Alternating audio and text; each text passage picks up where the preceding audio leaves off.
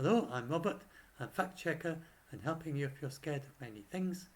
And Pelosi landed on Taiwan without incident, and um, there's no way that China is going to escalate in in any significant way. Of course, they're going to do things like military exercises. Live firing just means firing missiles into the sea, and lots of countries do that. That's not something to worry about. And Newt Gingrich, a Republican who visited China and Taiwan as Speaker in 1997, he thinks the Chinese government, communists, will calm down after all this. So he's got lots of negative things to say about the Democrats, but he supports Pelosi in this. So this is bilateral. It is not the Democrats going off on some whim of their own. There's bilateral support for this. It started under Trump. Trump phoned Taiwan as president-elect before he was even became president, and breaking precedent in a big way by doing that. That was big in the news, and just before he became president. So, and it's just continuing a direction that's been going on under Trump, and then he did an executive order or whatever it was, something or other, that led to normalizing, sending diplomats and sending higher level contacts and legislators and so on to Taiwan, while at the same time not saying that Taiwan is an independent nation from China. We'll come to that in a moment. It's very complicated, and I'll try to simplify that. But but first, the most important thing, China is really it's the least militant of all the great powers in actual combat. China is not, unlike Russia, unlike the United States, unlike the United Kingdom, unlike most of the great powers, China has not been involved in any warfare, any battles of any significance, apart from like fistfights in the Himalayas or that sort of thing. And they do these large military exercises, and they use lots of fighting words, but in practice they are the least militant, and we'll come to why that is at the end of this. And that's part of their image that they're trying to project to the world, that they're strong but peaceful. That's basically what they try to project to the world nowadays. And the youngest, so soldiers would normally are normally young right at the front line, just like the best athletes are young in most disciplines. There's some athletes, some disciplines where you have athletes right up to really quite old, but in things like for instance a 100-meter sprint, you're not going to get a 50-year-old person winning the 100 meters. And so the youngest Chinese sailor who has seen active combat would be 52.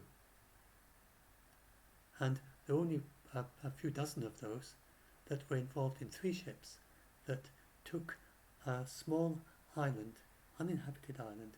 They captured a small uninhabited island from the Vietnamese in 1988. And they had to fight a small number of Vietnamese to do that. The Vietnamese went on the island first and put up their flag, and then the Chinese went with their 3 ships and they fought back, and 2 sides of different accounts about what happened. And that's the last Navy engagement of any actual military engagement. And then if you look at the soldiers, the youngest soldier in China who's seen active combat would be 61 today. And that's an earlier one, a slightly longer war, 3 weeks and 6 days, gets Vietnam, capture a small city of 200,000. And so, yes, Newt Gingrich just says they're running a bluff, and they made a big fuss in 1997 during his thing, so he supports Pelosi strongly in this. And I say, not his party, the opposite party to him, but there's bipartisan support for Pelosi doing this. And then if hypothetically China shot down Pelosi's plane, and this didn't happen, so he was asked by a Fox News host, and he said that he didn't say that the United States would not respond with war to that.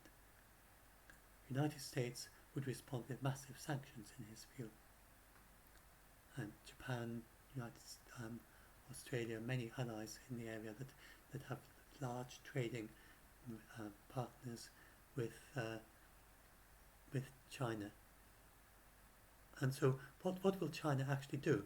Nothing except exercises. So it may fly planes in the ADIZ, the identification zone for planes, not the actual national space. They may do a large-scale exercise that crosses the midpoint between Taiwan and China. They may do that after Pelosi has left Taiwan. Some of this. They're already flying. Firing would be better. Firing would be better than flying. You don't fly a missile, sorry.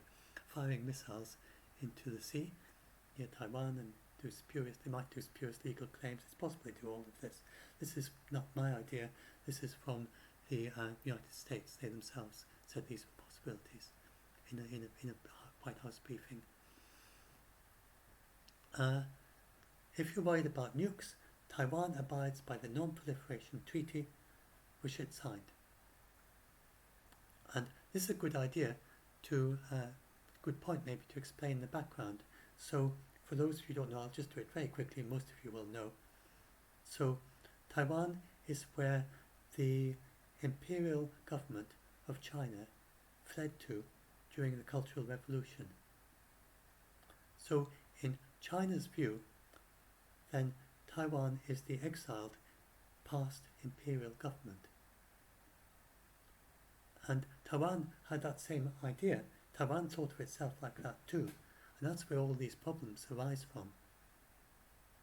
Because China then says, well, we can't let Taiwan be an independent country, because then we will be acknowledging the legitimacy of the past imperial government of China, which would put the Chinese government in a very awkward position if they were to say that the past imperial government of China is a legitimate government in Taiwan. You can see their point. Now, Taiwan has moved forward since then, and the current government in Taiwan and a lot of the younger people in Taiwan are no longer thinking of themselves as being the old imperial government of China. So they want independence. I think that a century from now, that I can't see any resolution of this except eventually Taiwan becoming independent.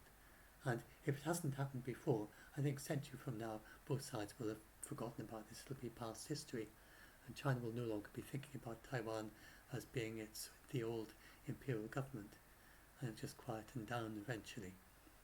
But meanwhile, Taiwan, the United Nations originally recognized the exiled imperial government. Then it recognized the PLA, the Communist Government of China, and because it recognized the Communist Government of China, it couldn't recognize Taiwan. So that is the big problem here, and that's what all the fuss is about. But China maintains the fiction that Taiwan is part of China. It tells its own people that if only the exiled government, the exiled imperial government, they're living in the past, they think of themselves as being the old Chinese empire, and if only they really understood modern communism, then they would go through their own cultural revolution and they would become part of China. And so China really expects Taiwan to have the Cultural Revolution. Now, Taiwan sees it very differently. They've moved forward to democracy. There are very few communists in Taiwan, and Taiwan thinks that if only China was to move forward to become a democratic country, then they could unify as a democracy and not an imperial government, because they've moved beyond. They think of themselves as moving beyond imperialism to a democracy. So they want, so some of the Taiwanese want to be part of China as part of a big democracy. And some of the Chinese want Taiwan to be part of China as a communist country. There's no way that you could square that circle. And then there's the independents in Taiwan, and they just don't want to be part of China anymore. They've moved on. They want to be an independent country. And they currently are the government in Taiwan. They are the majority. So it could flip back the other way. It goes back and forth a bit, but that's the government in the moment in Taiwan. So there's no way that China uses nukes against Taiwan, because it would, it would be a major war crime. And actually, there's we've moved forward. So I'll talk about it a bit later. But so the China, there's no way they use nukes against Taiwan, because they're saying that, well, they wouldn't anyway. They're the least aggressive as regards nukes of all the great powers. They have the clearest no first use policy. They have the smallest number of nukes of all the great powers.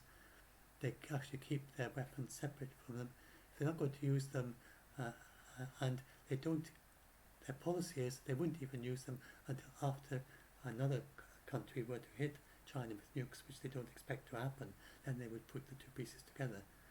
So a country like that is obviously not going to use nukes as a first use, and especially not against Taiwan, because there are many ethnic Chinese in Taiwan, and they told their own people that Taiwan is already part of China in all but name. So how could they use nukes against them? That makes no sense. So it's not going to be a nuclear war from China's side. It's not going to be a nuclear war from the United States side. If there's any military thing, then they would de-escalate military. They'd use things like economic sanctions. There's no way that the United States will use nukes. We'll come more into that in a little bit more. But I talked about, we've moved beyond carpet bombing. I talked about that already. So this is about how Pelosi is well protected. So this was an asset already in the vicinity at the time. This entire carrier strike group. So there's this big destroyer, and then there's all these ships and planes. And this is about how, so if I haven't put that, I should maybe put that on that graphic, it might help make it clearer. But for China, so if you look at the difference, for Russia to invade Ukraine, then Russia just needed to drive over the border. It had a big 200,000 soldiers just outside the border. They just drove through a border post with tanks, and there wasn't much that the Ukrainians at that point could do about it. At that point, they had defences further back, but not at the border post. Well, for the equivalent in China, then they have to cross the straits, and this is over an hour and a half with a destroyer. Destroyers are very fast, but they're not as fast as planes. They're not as fast as even the fastest cars. Nothing like. They go maybe 65 miles an hour, a very fast destroyer. It wouldn't even break the speed limit on some motorways. If you could drive a destroyer, if you had a motorway which also had a sea lane next to it, it wouldn't be able to travel as fast. So, and then the faster boats are less than that. They go maybe 30 miles an hour, and all the little ships that would have to carry. And so if you work out the size of the invasion army that would be needed to attack Taiwan, it's only got 14 small invasion beaches. It would be 2.5 million. It would be more than 10 times the size of the Russian army, and be more than 10 times the size of D-Day. So you're talking about something 10 times the size of D-Day, and a strait that would take hours to cross. So, and in modern times, with D-Day, they had some possibility of surprise against the Germans. There's no possibility of surprise with Taiwan in a modern day, because There's no way you could hide from modern satellites and there's no way you could hide a big army like they did for D-Day. And so they would see 2.5 million people here, soldiers here, waiting for their boats, massing up. They'll be piling up the provisions. It's much more than just soldiers. They need huge mound of munitions, just like the Russians did. They would pile up on their boats, and they'd have all their boats stocked full of munitions, stocked full of soldiers, and they'd be preparing 2 months before, according to military analysts I've seen, and then it would be pretty certain that they had already committed to cross about a month before, and then it would take them hours to cross, and then during the time they cross, then Taiwan, with its new policy, then it would wait. It wouldn't try to engage them at Taiwan, even with long-distance missiles. It just wait for them to get across and get tired with the crossing, tired and seasick and everything. And they would have very fast mine-laying ships that would lay mines all the way around Taiwan. And they've worked out ways of they'd go flying off the ship at great speed. So they'd go zooming around Taiwan and especially protect the invasion beaches. And they'd have the artillery go up to the seashore, and they have trucks which would drive through the forests with cruise missiles, very much like the Neptune that the Ukrainians used to sink the Moskva. And then they have fast catamarans. They have a capable navy, unlike the Ukraine. So they have lots of their own frigates and things that they would have at sea. And so to meet this armada. And then they would have these catamarans that would go and attack them with these multiple sea missiles, ship-to-ship cruise missiles. And they'd have land-to-ship cruise missiles. So this army of 2.5 million soldiers, many of them would never get to Taiwan because they'd be killed. Sadly, if you look at the human element of this, it's very sad. But there's no way China's going to do this. It's just ridiculous. So. So this is, with Russia, they just had to drive their tanks across the border. They haven't even got to Taiwan at this point. And then they have to get through the sea mines, and they wouldn't be able to. They would have to try to deploy minesweepers, but the Ukrainians would sink the minesweepers with their cruise missiles, and then once they get there, they have to try and establish a beachhead on Taiwan, and the beachhead then has to be supplied by cargo ships going back and forth with vast supplies of munitions. To do that, they need cranes to offload them if you had a really major war on Taiwan. And so that is why some people say that China would attack the ports, but that wouldn't be easy at all either, because they really need a port in order to have a land invasion. At some point, China would have to capture one of the Taiwanese ports before they have a chance of land invasion, in order to offload all the munitions that they have to take across the sea. They would have to have ships going back and forth. And that's why they need to have very good weather. So there are only 2 months in the year, April and October, when the sea is good enough to have a land invasion, because you have to have it continuous good weather for a month, because that would be, it would last weeks, this invasion. And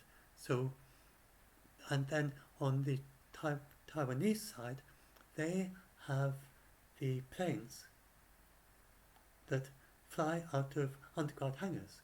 Imagine Azovstal. But now imagine Azovstal maybe 1,000 times larger. I'm not sure how much bigger, but the Azovstal had some nuclear bunkers that were big enough to have the soldiers and a fair amount of supplies and some civilians. They had a few thousand soldiers there. Taiwan has an underground city, basically. Not only have thousands of soldiers there, thousands of support staff, they have underground hangars with a couple of hundred jet fighters, another one further down the road, further down the island, which also has another 70 or so, whatever it is, jet fighters there as well, that fly out of these underground hangars. I've got a photograph of it down here. Let's see. Let's show a photograph, one of these. It looks like this is not, but this is what it looks like. They don't seem to share photos of the underground hangars. So the planes fly out of that. they have jet fighters, capable modern jet fighters, that would fly out of these hangars, and they can land on the highways. So it doesn't matter, even the hangars lead on to runways. But at a pinch, the fighters can fly out and just use the apron outside the hangar. And also they've also Taiwan has developed the ability to repair its runways in hours. And so even if China was to manage to damage its runways, they would be out there and they just repaired it very quickly. And so some people don't see, some of the sources I've seen don't seem to realise how resilient the Taiwanese fighters are. That's 200 jets in the main Air Force base underground, and 80 fighters in another one, and they have quite a few others. That's not all their fighters. Those are the ones underground.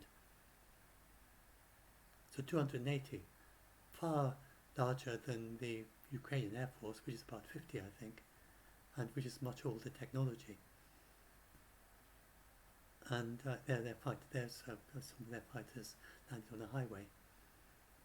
And then remember that the Moskva was sunk by just 2 small Neptune sea-skimming missiles, and there'd be hundreds of these things.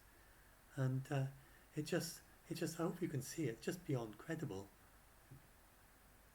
And then once they get to the shore, then there's the big skyscrapers which are hardened against earthquakes, and the wires between the skyscrapers to stop helicopters getting close to the ground, and the forests all the way through, and the trucks and all that.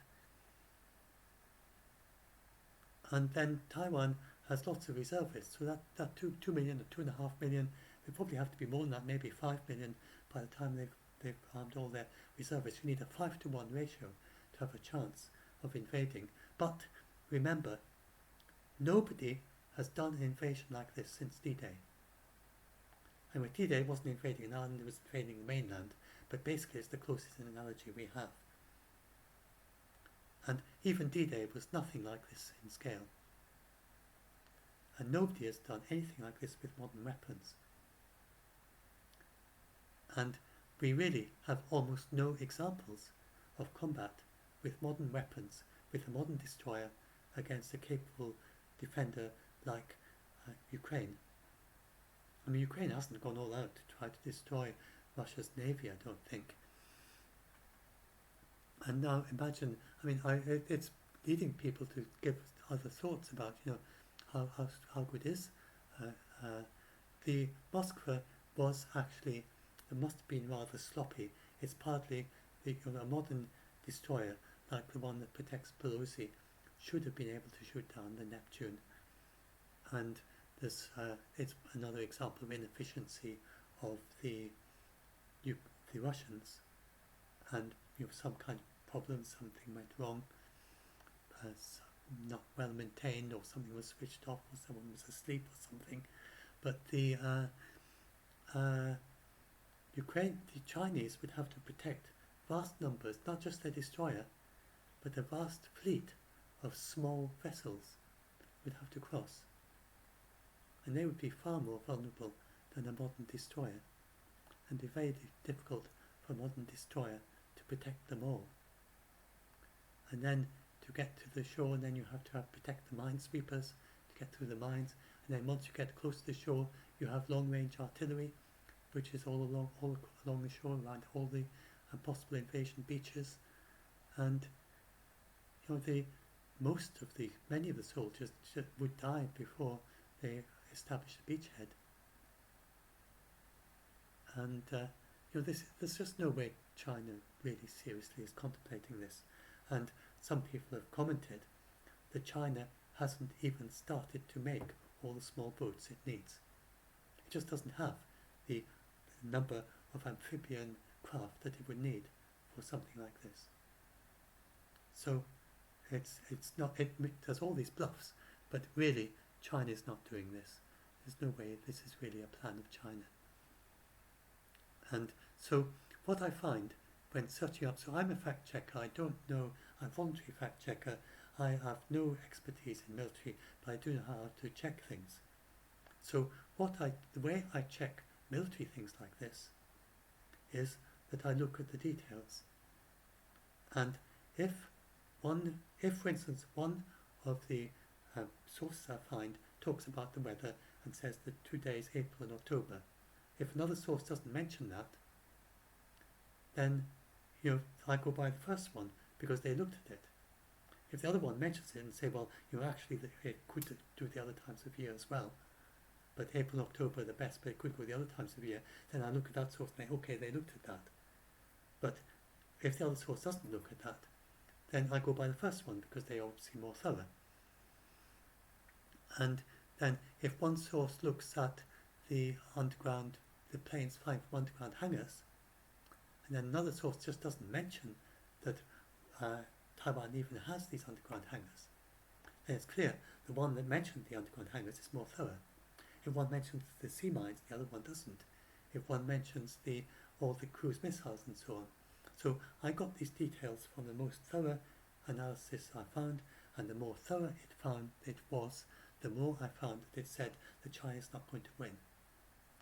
And that it can't win quickly, and the most thorough analysis seemed to be pretty certain that Taiwan would win. And basically Taiwan is safe. The more knowledgeable they are, the more that's the message they give, that Taiwan is safe, and that there's no way China can really do this. So why? And then you could say, but maybe they'll be reckless, so I'll come to that in a minute. Yes, so I'll talk about that a little bit, but it fits back here. So you could say that, okay, but the only example, so when people talk about this, they say there never was a previous example like this. They often, they may come up and say, but what about Japan? So the United States did, but it wasn't just, it certainly wasn't the nukes that did it. They were doing carpet bombing already of Japan, and very sadly, and back then they didn't have the respect for civilians that we have today. Well, today we do have that. So back then that wasn't a war crime, but today it would be, because we've moved in our thinking. And even Russia, it could have won very quickly. One of the big bottlenecks for Russia was Kharkiv. And if Russia had used the same tactics against Kharkiv as the United States used against Japan, and not nukes, but the carpet bombing before then, so Russia didn't really do carpet bombing of Ukraine. It targeted not in the sense of World War II, not the firestorms, not targeting civilians. It waited for the civilians to go into their bunkers, and then it hit. And it did do some attacks where it did attack hospitals. That was really a really bad war crime, but it didn't do with culpable deniability, with plausible deniability for its own people.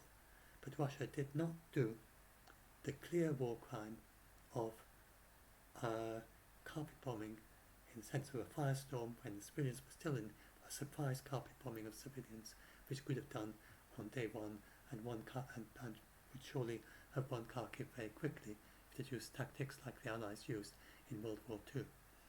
So no, so we just don't do things like that. That is about the only way that China could win against Taiwan. It would be absolutely impossible.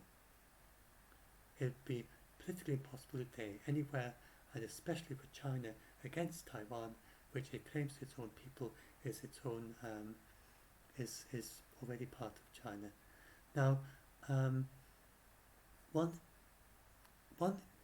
other thing to say here, that China, I could explain why China bluffs, and I'm going to explain about soft power. Before I get to that, just to say that suppose China did start this impossible war, then I hope you can see now it's not going to last. It's not reckless like Putin. It's a very different system. It's communist. It's not an oligarch. It's an sort of autocracy. It's a one-party system, but it hasn't got the imperial aims of Russia. It's not got the same delusions about itself as Putin has. It's got a very different attitude. If it has, I'll come to that in a minute. But so it doesn't have the oligarchs. It doesn't have the corrupt, the spies who don't dare to tell them the truth about what's happening, which is what happened with Putin. And the United States had clear intelligence that that Russia was going to invade Ukraine, and it doesn't have intelligence of China have any ability to do that with Taiwan, any wish to do that with Taiwan. It doesn't have that intelligence. So imagine this impossible war started, and then if China was to start this war, the more the war continues, the less credible is its assertion that Taiwan is part of China. So it's trying to say to the world, Taiwan is the old imperial Taiwan. It doesn't have any idea about the value of communism. It's yet to go through the Cultural Revolution, and it is bombing our ships, and it is sinking them with cruise missiles, and it just doesn't work, does it, as a narrative? And we've had a big battle, and this is week 2 into the war, and we haven't yet. We've managed to develop a small beachhead on this beach in Taiwan, and we haven't managed to supply it yet. And we've got 2,000 soldiers there, and 3 destroyers trying to support it from a distance or something. And then it says, and of course Taiwan is still part of China, and then you've got the fighter jets going back and forth, and then it says, ignore that, none of that is happening. Taiwan is part of China. These are just feeble antics by the old imperial government, which is stuck in old books and old Chinese calligraphy from before the Cultural Revolution, and they have no idea how to fight, and they're very easy to defeat, and we are going to defeat them tomorrow. But we're deliberately not using all our power, and that's why we've only managed to take one small beach. Can you see how as the war progressed, the narrative would get less and less believable, and there would be more and more call for Taiwan's independence. And I think that's pretty clear that would be the end result of a Chinese war with Taiwan. So it's the very last thing they want, is a real war with Taiwan. So it's beyond credible, as I said, and China bluffs, and it knows it can't do this. And so now I want to talk about soft power. And it doesn't have the boats for invasion, and it would have lots of warning. But so they have to keep bluffing, because there are only 3 outs of this. First of all, the old imperial government of Taiwan, which has become a democracy now and is a modernized democracy, then gets its way. China becomes a democracy too, and they join together to become a nice, happy family democracy in the future.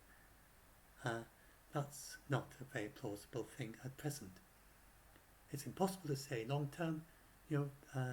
Countries do change from communist to democracy to it could change from democracy to communism. So the other way around, China thinks that Taiwan is going to go through the Cultural Revolution. It's going to see the error of its ways. It's going to realize the great value of communism, and it's going to become part of China. That's not impossible, but it's looking incredibly unlikely at the moment.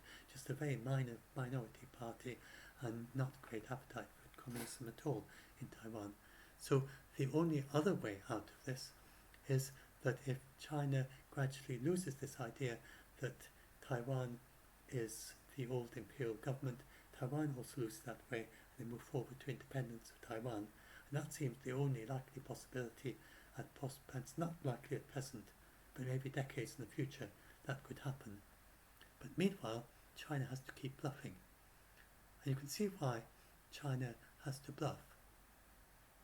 Because imagine if China didn't bluff. Imagine if China just said, okay, Pelosi, that's absolutely fine.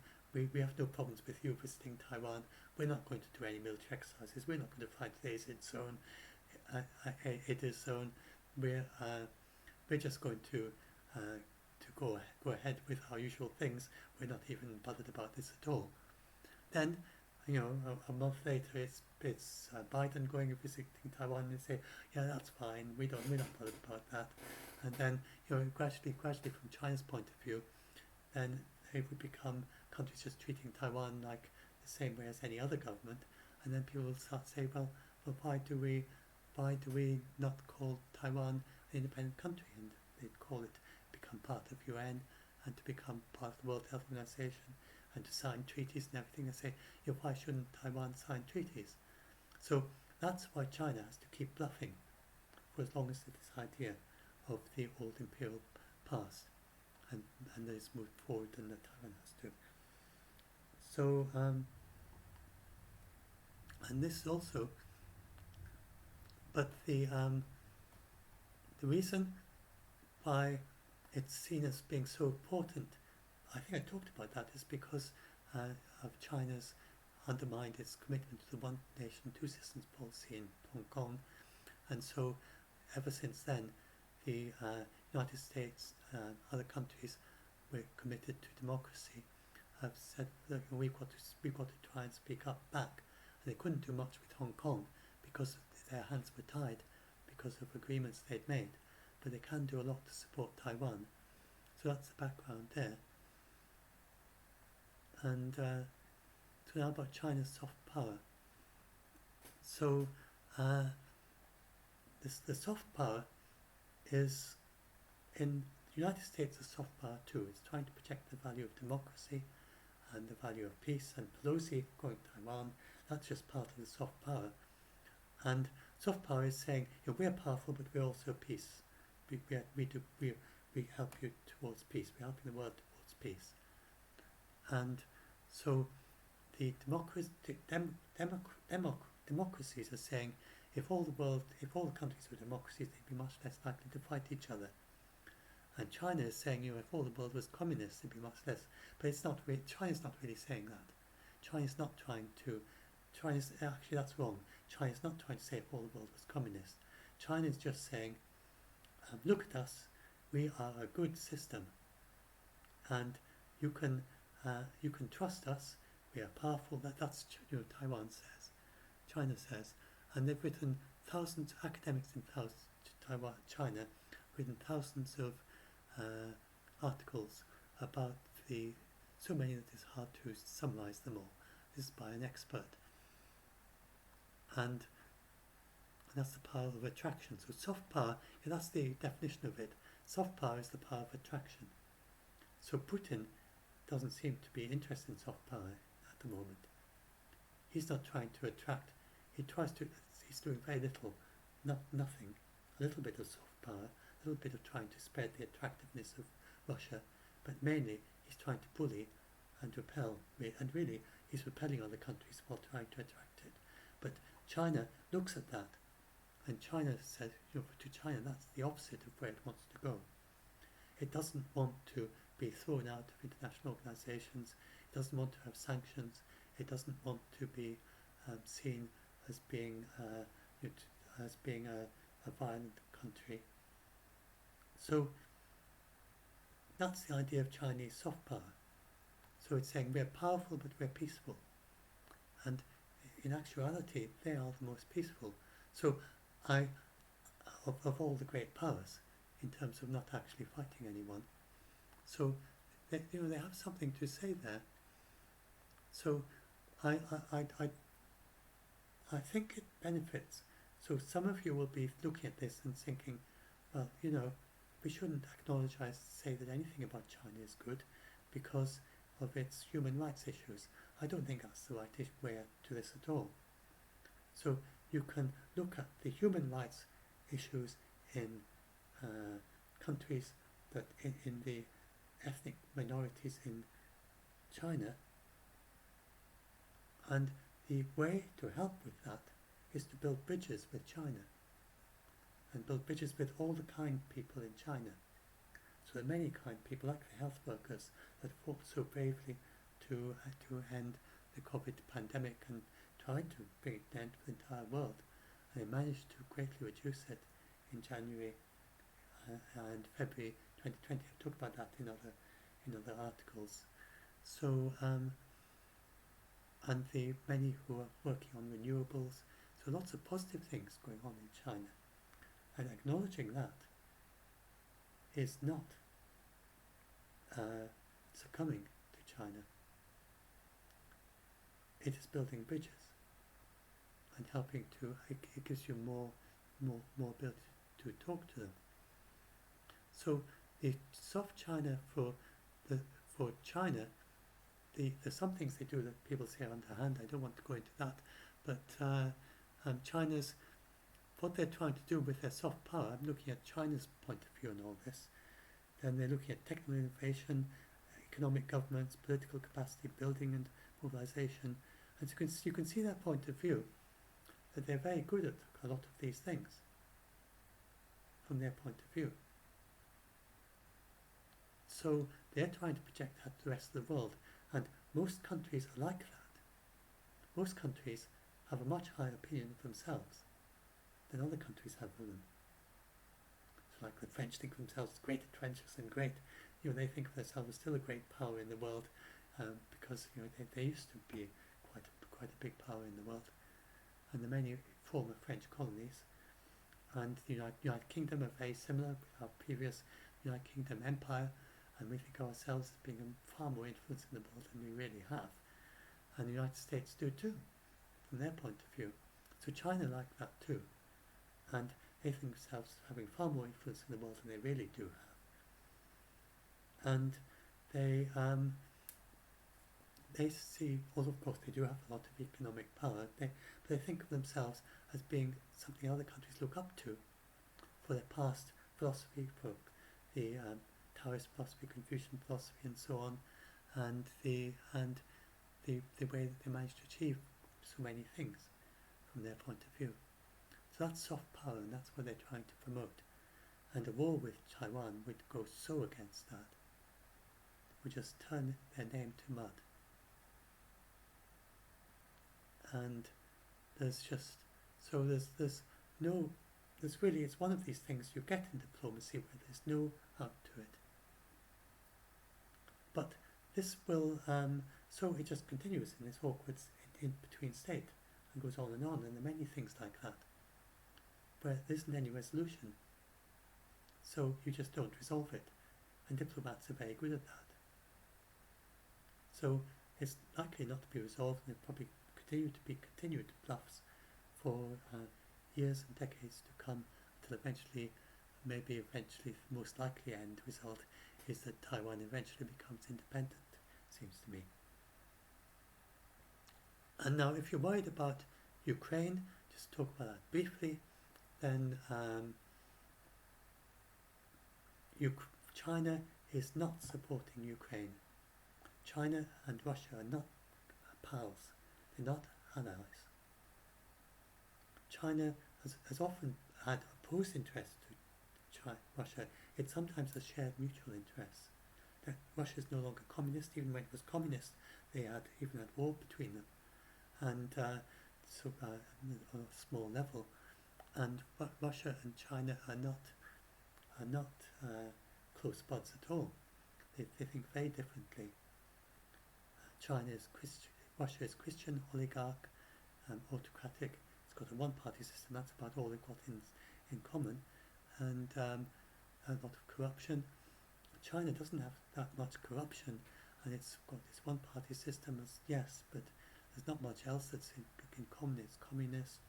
It's very it's got a lot of support from its people, really, except maybe not so much from the minorities. But so anyway, I don't want to go too much into that, and I'm not expert on any of this either. So I just go by finding experts, and I look at the one who know most about it, and I check against other ones. So China is looking at the effect of the Ukraine invasion on Russian soft power, and the very last thing that China wants is to ally itself with Russia and get the sanctions against it, and to get the negative views of it by the rest of the world, and to be seen as supporting all the things that Russia's doing, the war crimes in Ukraine. So China is trying to position itself as a mediator, which of course nobody else is going to agree to, but as in between. So it's trying not to either blame Russia or Ukraine, but it's no way it's going to support Russia in a war against Ukraine. It depends on Ukraine for imports itself. So it's got quite strong, indeed, it's even got some kind of an agreement with Ukraine. I can't remember, I don't think it's honoured it or anything, but some kind of agreement to support. It's got an agreement to support Ukraine against a nuclear attack, I think. Quite bizarre. Oh, I'll have to look that up. I've got that in one of my debugs. There's an actual agreement between China and Ukraine, which in principle could be activated, which would in some bizarre situation could lead to it. Anyway, I don't want to go into that because I'd have to look it up to check it.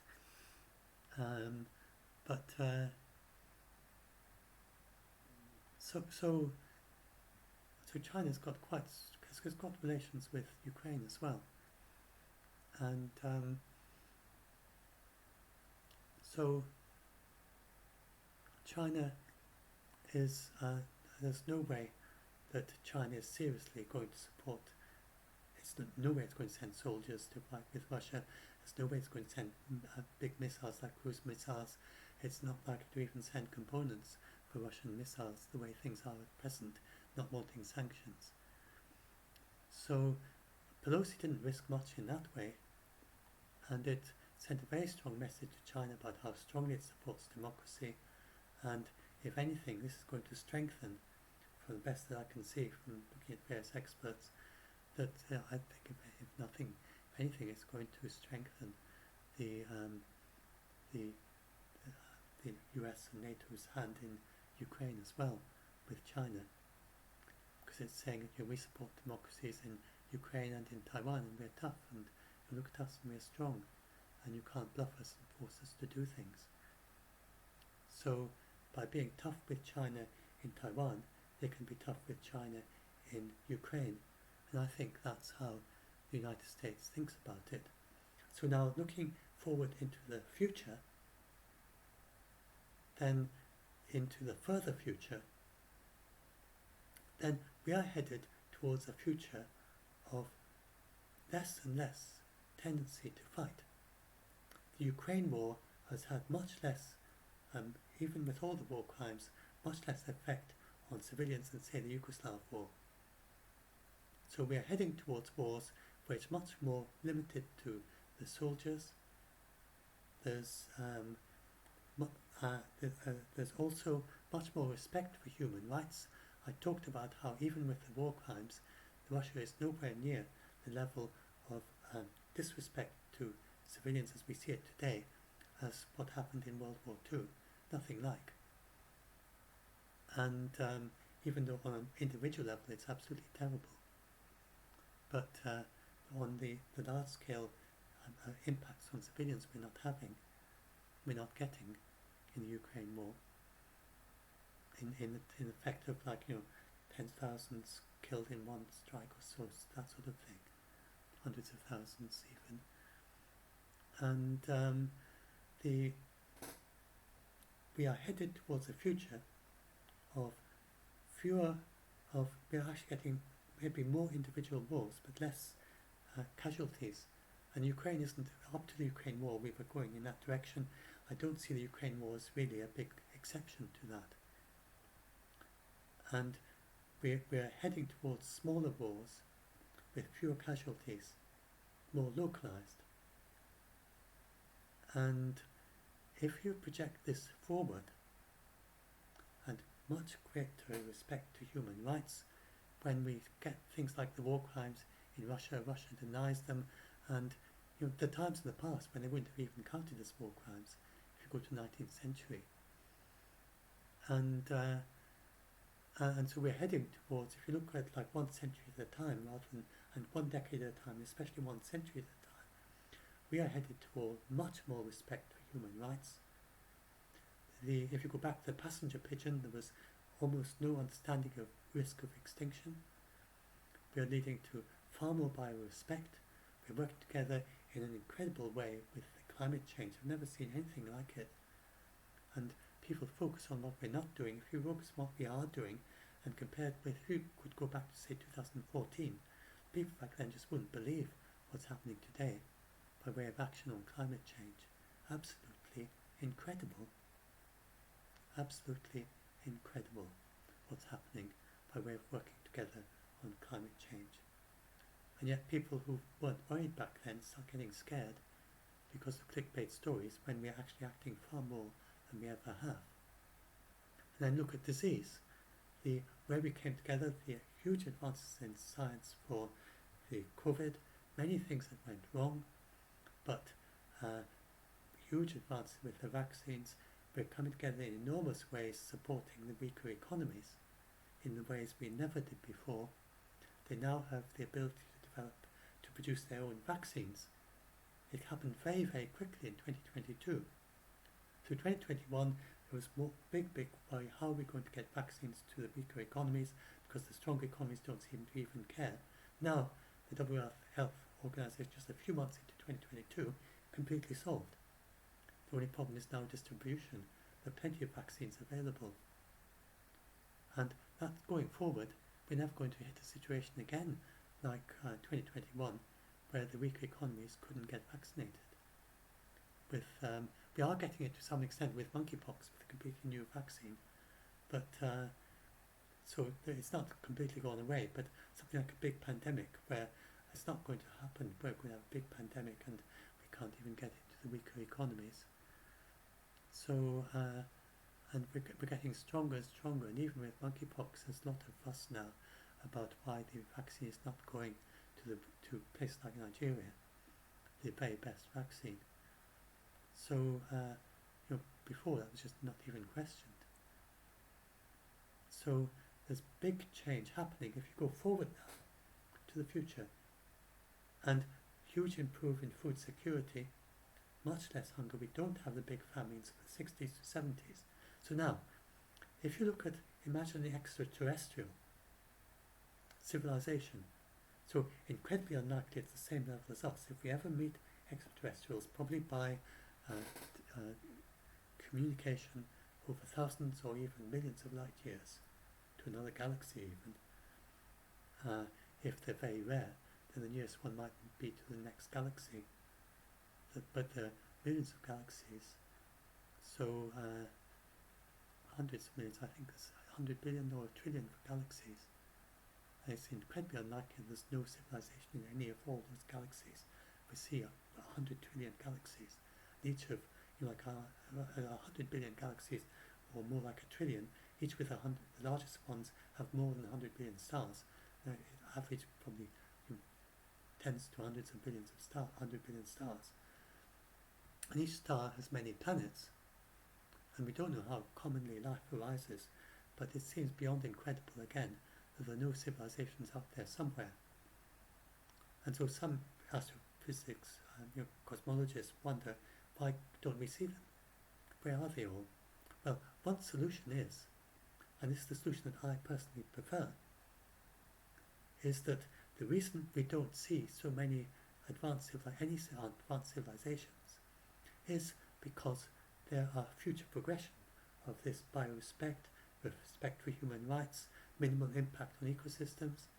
If you go further and further with that, minimal impact on the galaxy, you don't see the need to stamp your identity on the entire galaxy. So I think when we meet other civilizations, they're not going to be thinking like that. They're not going to be imperialist about galaxies. I think they're going to be hugely advanced over that. And if you get a civilization like that, they'd be very hard to spot from a distance, because they make almost no difference. They may well have the capability to use the energy from the entire galaxy if they wish to. So they could have that capability to use all this energy from all the stars in the galaxy just by almost flipping a switch by wait a million years, which wouldn't seem much to them. And they send a self-replicator out to build up a Dyson sphere around every star in the galaxy, and then send all that energy to the central hub. And there could be a civilization out there that could do that, but it's just not interested. So it has the capability, but doesn't do it.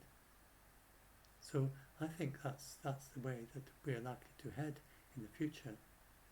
And their energy, they're likely that their technology would look, they would look at ours and it would seem very crude. It seemed to them as crude as like stone axes and arrows. And we use these big machines to do things. They probably have like you plant a seed and up springs a house kind of thing. Some kind of like in between plants and technology. Goodness knows what they have. But so I think that going forward to the future, that's my preferred resolution. This is something Carl Sagan also thought as the likely explanation of why we don't see civilizations as easily in the rest of the galaxy, because the sustainability solution is not very well known, but it's got some good names to it, including Carl Sagan. And that's my belief, that's one of the main reasons, not all of them, but the ones that managed to develop a proper civilization and that managed to go starfaring. In order to get that far, then they've got to have become sustainable by respect, in order to develop human rights, just like we're doing. And the ones that don't do that, I don't think they get very far. And I don't think they become starfaring. And there may be other ways that they go forward, like becoming more intellectual and more not just interested in technology very much at all, and lots of other things. But so it's certainly one solution. There may be other solutions as well. But so if you look at imagine a civilization like that comes and looks at Earth, they maybe get a message from us in the far future, or they even send. They may even send probes. They have probes around every star in the galaxy that's sending back messages right now and telling them what's happening in our planet. There might be some little probe up there that's sort of looking at us right now, and it's totally invisible to us.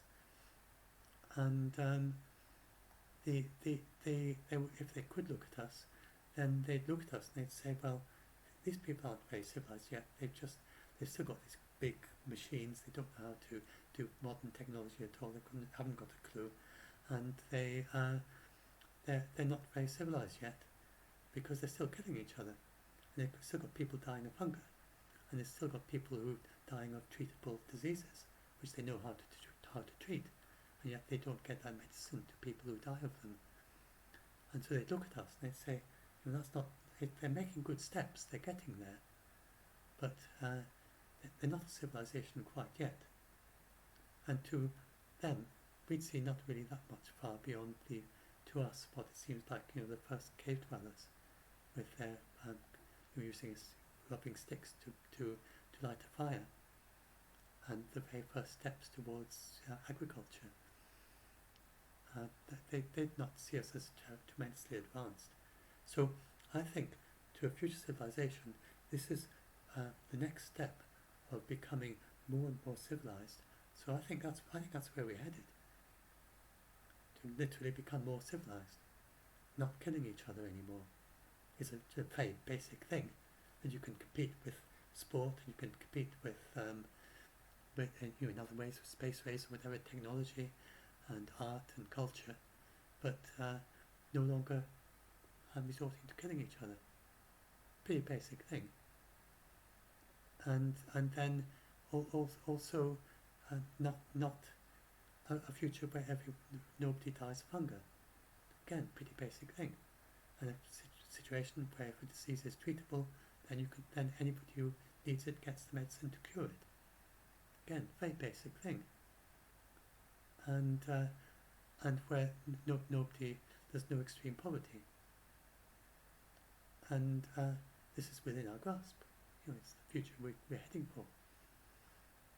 And so I think that's where we're headed. And so I'm ending this with an optimistic look at this, but it's not stupid optimism. it's basically looking very carefully at the new trajectory of our civilization, how it's going, and you're looking at the very best sources I can find on all these things. And it's making an evaluation. I follow certain. I think certain people seem to be in the right direction. I think Carl Sagan is making is correct in this. He wasn't totally 100% certain, but he sees this as a direction that we're travelling, and that that either we go one way or the other. I think if we look now, and he was still alive, he'd say that that's the direction we're still travelling. And so the future is this very positive future here. And so that's where I'll end, and I'll upload this as a new video. It's the same as basically the same as the previous one, so maybe I'll just substitute it for the previous one. I did 2 videos in the previous video as well. I'm not sure if I'll make it public. Maybe I'll just do this one. Anyway, I'll upload it, and then I've got to try a very short one if I can do that. So anyway, thanks for listening, and I hope you, if you're still here, then obviously you found it interesting then. So thanks very much for listening. I'm going to try a shorter one for people who've got less time, and I'll upload this. If you want to join and subscribe to the channel, and like and subscribe, like they say. If you want to see more of these in the future, do follow my. Put a link to the blog in the YouTube in the video description, and then there's our Facebook group where if you can help people if you're knowledgeable about things, you can help people who are scared. To our Facebook group on Facebook, we have quite a fair number of people there now who are expert in various things in their own areas of expertise. They know various things they've learned, things they know how to do, things they, including the expertise of actually living in these places. So if you live in Taiwan, or you live in Ukraine, then you have a certain point of view as well from living in these places. Then you can bring your perspective of where you live to the group and help reassure people based on a different point of view. And also, if you are well, anyway, if you join the group, do look at the rules at the head of the group, which help it to run smoothly, and they really help a lot. And anyway, I talked a lot about this in separate videos. I'll stop this now. So hope you enjoy this. I'll try and do a shorter video after this.